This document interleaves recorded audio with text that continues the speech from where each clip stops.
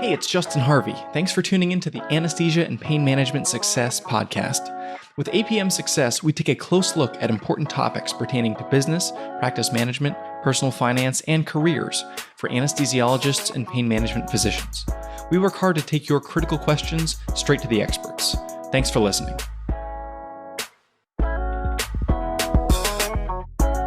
Hello and welcome to episode 159 of APM Success.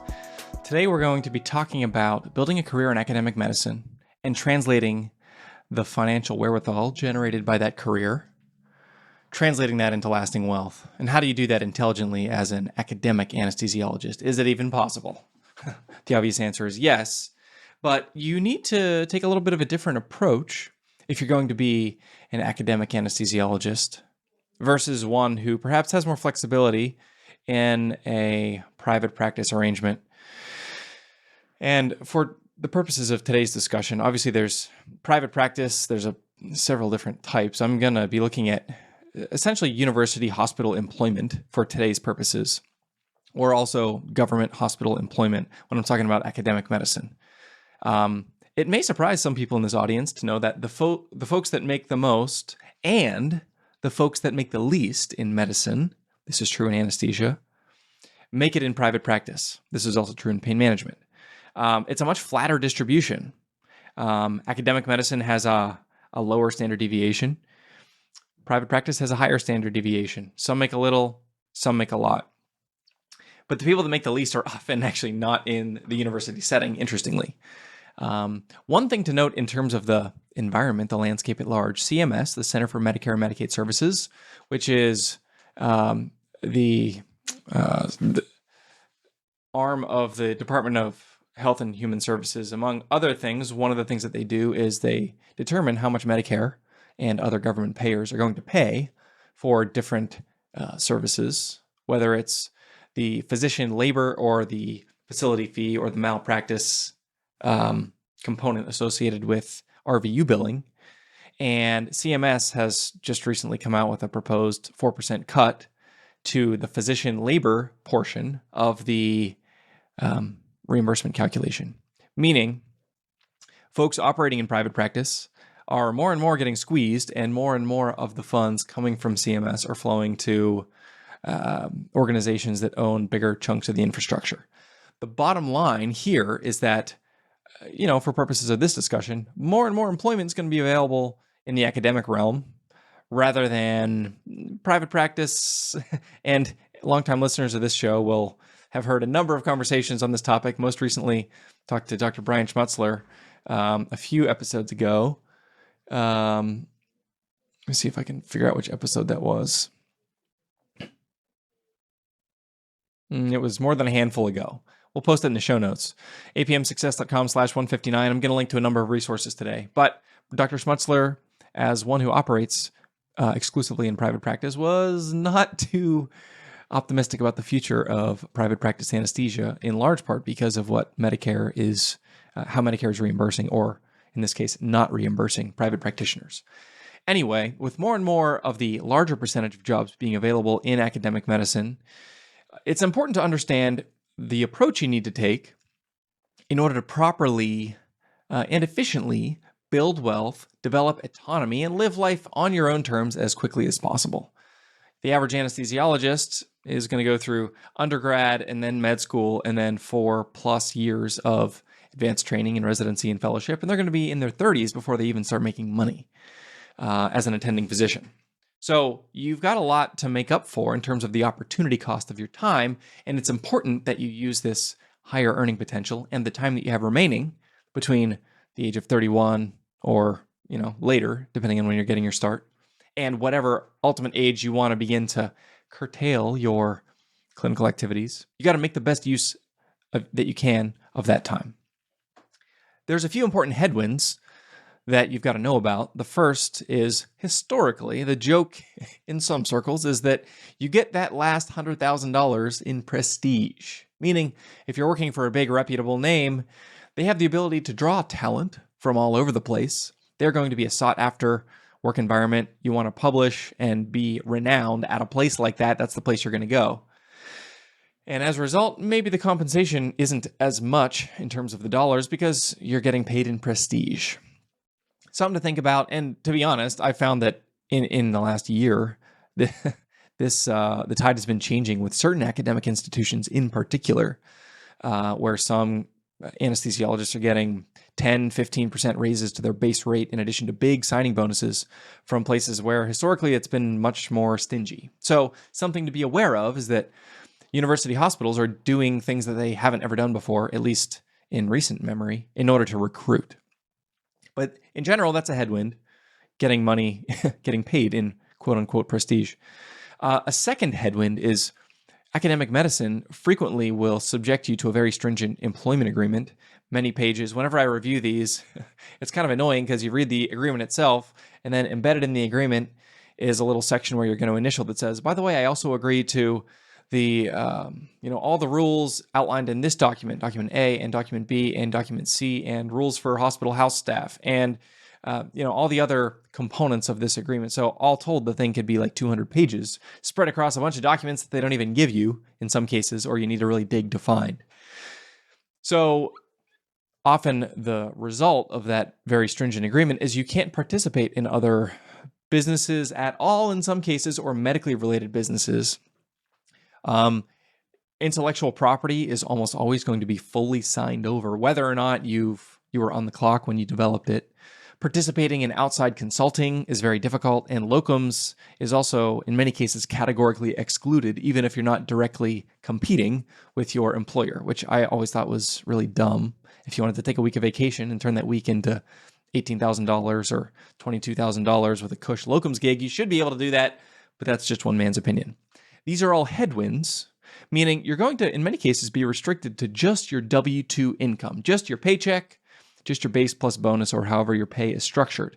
And so, because you're working with a discrete pie, that's D-I-S-C-R-E-T-E, a discrete amount of money, we've got to make sure that we need to be extra attuned to the fact that we need to optimize that pot of money, because we can't just go and make more of it very easily without being subject to running afoul of all these rules. So you need to do the best you can with what you have. So what I want to do is lay out a few ideas, suggestions, recommendations for folks who are in this place to make sure that you're doing the best you can. First, if you have a base plus bonus structure where there are periodic bonuses paid out, it's a great idea, if possible, to set your lifestyle at the base level and use the bonuses for turbocharging savings. This is especially effective if you have something like 25 to 40% of your pay coming in that variable component. If we use round numbers and say your total comp is $400,000 and $300,000 of it is base and $100,000 is bonus, being able to not only max your retirement accounts within your base, but also preserving the entire bonus for either savings or debt paydown, that really takes the emotional and mental effort out of building wealth, because every time the bonus comes, like clockwork, every quarter or every twice a year or whatever, you're going to be able to just deploy that cash, and you don't need to think about your lifestyle changing at all in order to do that.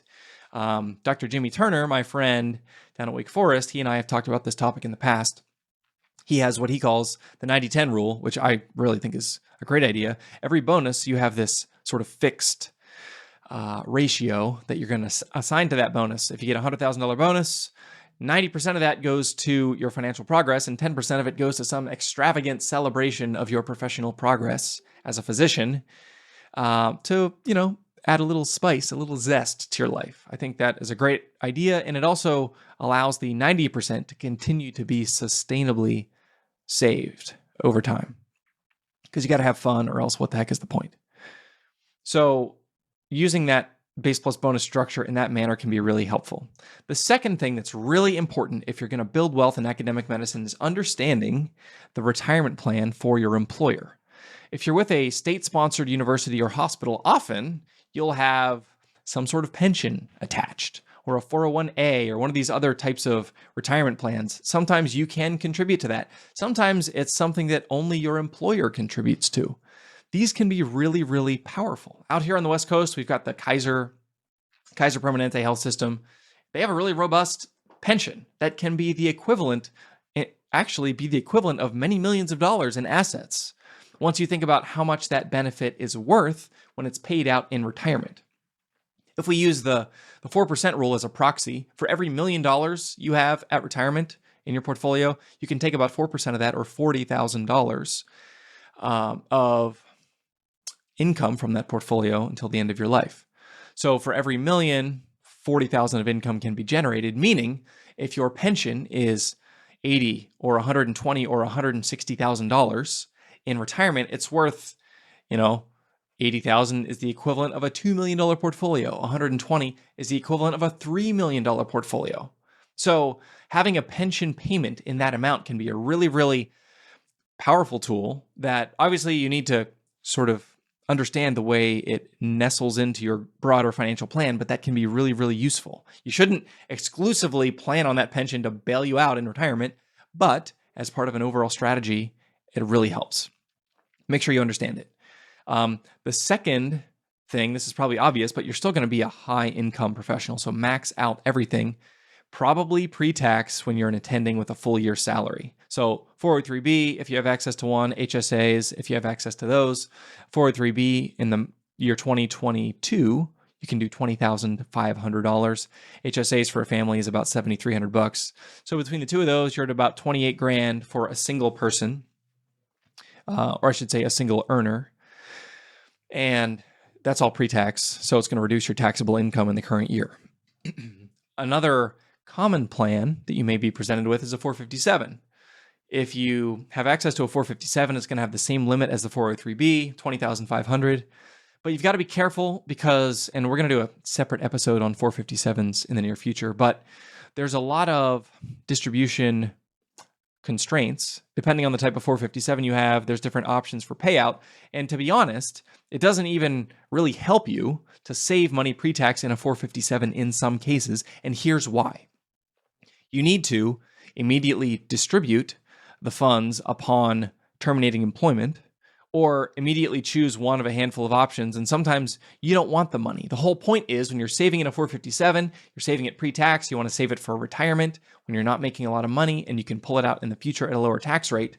But it totally defeats the purpose if the 457 forces you to take the money out as soon as you quit this job, because then that money becomes taxable income. And if you have to take the whole thing in 1 year, then it actually could work against you because that's all being taxed at perhaps the highest tax rate, which is totally not what you want to do. Sometimes they can be rolled over into an IRA or into another retirement plan. Sometimes they can be rolled over only into another 457, which could work if you're going from one university hospital to another university hospital that also has a 457. But if you're going from University ABC to a big private practice, then you're out of luck. Private practice is not going to have a 457, and you're going to have to take distribution of those assets, perhaps at an inconvenient time. In addition, a 457 doesn't have the same protections as a 403B. A 457 is really just an IOU. It's not an account with your name on it that nobody else can touch. It's an asset owned by your employer that says, we promise to pay you this amount in the future, but if something happens, like our bankruptcy or our acquisition by another organization that has a different idea about what they want to happen with this asset that, yes, is currently earmarked for you, but might not be in the future, then all that money that you saved could be at risk. So 457 is a distinctly different bucket. Even though it's similar for tax treatment purposes, you want to be careful how you utilize that. There may be a TSP involved, a thrift savings plan. If you're at a VA or other government facility, it functions similarly in terms of contributions, making pre-tax contributions, and being able to reduce your taxable income in the current year. Another thing to be aware of that you want to make sure you maximize, and this is another thing that draws people in some cases to the academic setting, is some of the other perks. There can be, nice childcare benefits, dependent care FSA. Maybe there's a tuition break for your kids. If you're at University of Pennsylvania, at HUP, the hospital, University of Pennsylvania, maybe you can send your kids to UPenn for free if they can get in. Wouldn't that be awesome? God only knows what Penn is going to cost. 18 years from now, but that may end up being a $500,000 benefit or more for undergrad someday. And to be able to have that at your disposal, I mean, especially if you have a bunch of kids, you can send them all to an Ivy League school and save yourself the couple $1 million in cumulative tuition costs, because you can bet that if you're an anesthesiologist, you're not going to be qualifying for any federal aid. Although if your kids are smart enough, maybe you'll get some grants or some merit-based aid. So capitalizing on those perks, especially for those big ticket items like tuition reimbursement, can be really useful. And then finally, in terms of perks, this isn't through your employer, but it is through the government. If you have federal student loans, there's the Public Service Loan Forgiveness, PSLF program. Understanding the PSLF program, understanding the best path forward in that program and how to keep your costs as low as possible, minimize your payments, maximize your tax-free forgiveness, which can be yours after 10 years. This is especially useful if you've done 4 years of residency, maybe a fellowship or 2 or 3. If you're one of those super smart people that's triple boarded, you're now 7 years into training. You've hardly made any money at that point. And after that 7 years, you've only been paying between $100 and $200 a year on your student loans. Your balance has continued to grow. You're only now going to have 3 years worth of higher payments on the back end, and then you're going to receive a significant PSLF benefit if you have a lot of loans from med school and or undergrad and or any other degrees that you have accumulated along the way. So optimizing PSLF is really, really important. My friends over at Student Loan Planner, quick shout out to Travis Hornsby and his team.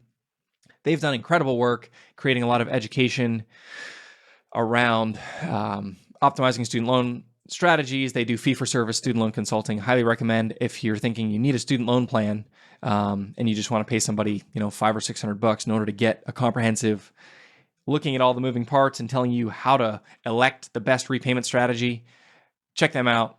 They do really great work. I don't have any relationship with them now. I used to consult with them for a couple of years, and in getting very close to them, can only recommend them all the more highly. So that's student loans. Another mistake you need to avoid if you're in academic medicine, and I'll tell you, these university programs often attract the way, like a wounded animal attracts the piranhas in the Amazon or something.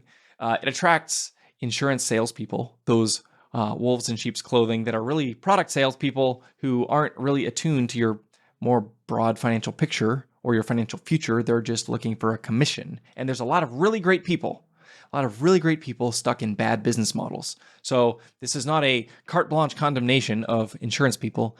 I need them. I love them. The really good ones in my life are invaluable, and I work closely with them to serve my clients. But the ones who are pushing whole life policies, permanent insurance of different flavors on unsuspecting residents, fellows, and even early career attendings, I think they're just fundamentally, we have a different understanding of the way that financial planning should happen. I don't know many physicians, if any, that under the age of 40 should be buying whole life insurance. There's a lot of other more productive things you should be doing with your money, and whole life insurance is going to grow at in general, over long periods of time, is going to grow at a much slower rate than the stock market or even other investments. And so if you're going to lock up your money for a long, long period of time, and especially if you're going to lock up, I was talking to an attending the other day who got a $1,000 or $1,500 a month premium payment into a whole life policy for someone who had only been an attending for a year or two and was not already, they had student loan debt and they're not maxing out other options.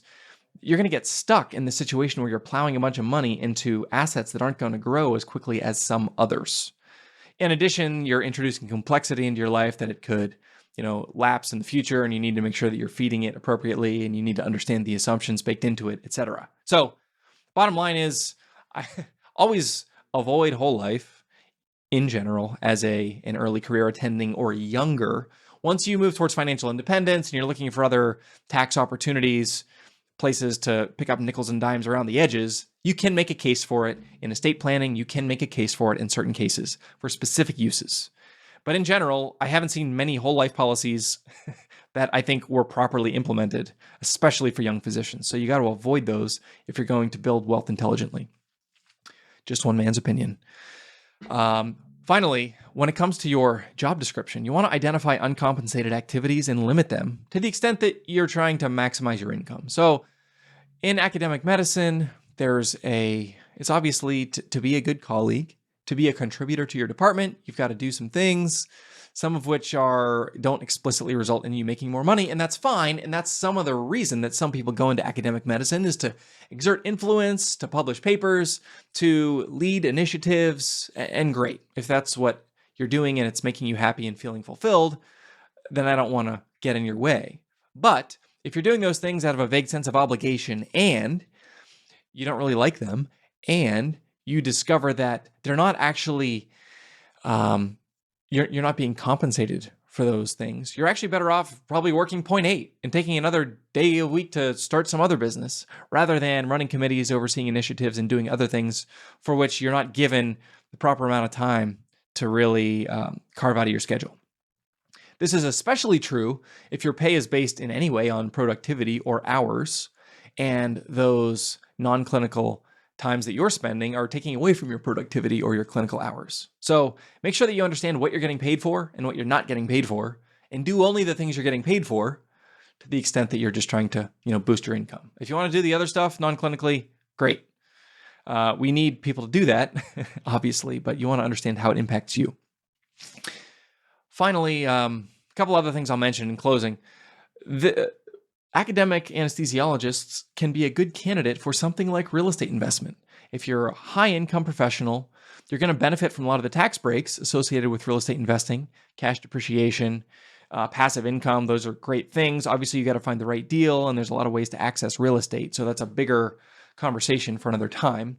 But the nature of your work and the fact that it's all limited to W-2, the rental real estate, usually that's not going to run afoul of an employment agreement, and it will give you the ability to build financial momentum outside of just trading your hours for dollars. And it's a very accessible way, relatively accessible way to do that. Finally, I want to give a quick shout out to an early podcast episode I did. Dr. Aaron Lewis joined me in episode 42, where I talk about the mother of all financial variables. What is the one variable that more than any other is going to determine your financial trajectory? I won't spoil that, but I will say it's important for academic anesthesiologists to check out episode 42, understand, quantify that variable for yourself, and see what it says about your financial future. So the bottom line, in academic anesthesia, it's definitely possible to build wealth intelligently and even quickly. And to be clear, I as I said earlier, I've seen academic centers offering big signing bonuses, big pay raises, trying to retain anesthesia staff, physicians as well as CRNAs. There's never been a better time. Yes, this is true in academic anesthesia. There's never been a better time to negotiate a bonus, negotiate at the top end of the salary band, get to 0.8 FTE as soon as possible if you want to. Build passive income, optimize your savings rate, reduce your taxes, and live life on your own terms. So it's that easy, folks. I'm obviously just kidding. But if you're out there and you're wondering, is it possible for me? I'm not one of those hotshot private practice people. How am I ever going to reach financial independence? Yes, it's absolutely possible. You just need to work within the constraints given to you and optimize your circumstances, and you can get free sooner than you may even realize. So thank you for joining us today. It's been a pleasure speaking with you.